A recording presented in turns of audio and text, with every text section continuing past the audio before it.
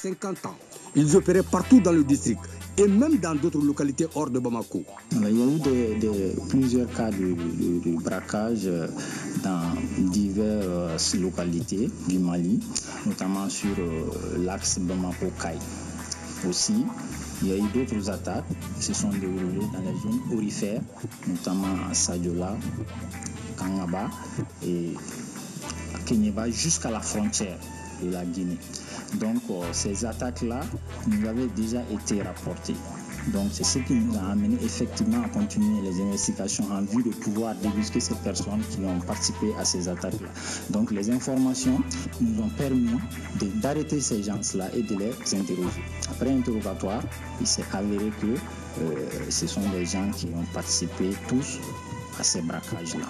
Parmi ces criminels de grand chemin, certains sont des anciens condamnés à la prison. Il y a juste un mois, et notamment vers le 6 du mois de janvier à Kanadjikila, il y a eu un braquage spectaculaire de 2 pharmacies. La même nuit et pratiquement le début de la soirée.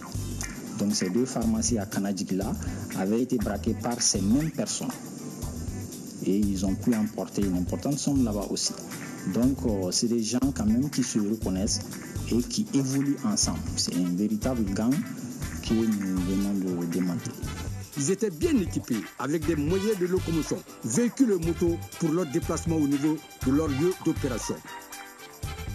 Bravo encore à la police malienne. La direction...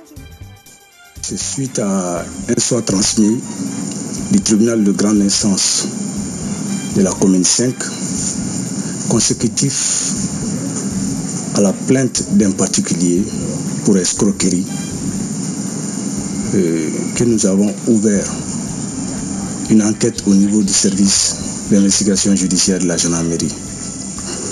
Cette enquête a permis, au cours de son évolution, d'interpeller la personne soupçonnée. Au cours de l'enquête, nous nous sommes rendus compte que l'intéressé se présentait comme étant officier de l'armée malienne.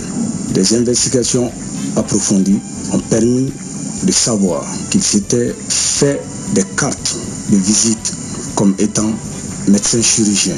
Aussi, une perquisition domiciliaire a été effectuée après son interpellation, ce qui nous a fait découvrir à son domicile certains effets militaires, des tenues, des galons, des parements, et nous avons retrouvé aussi une blouse appartenant au personnel de la santé, des bavettes, une fausse carte d'identité militaire, un talkie-walkie, un stéthoscope qui lui permettait d'appâter ces victimes. À la date d'aujourd'hui, nous avons pu recenser une dizaine de victimes. Et ces victimes étaient approchées par ces soins dans le but de les faire recruter au sein des forces armées et de sécurité, moyennant un certain montant qui variait entre 300 000 et 500 000 francs.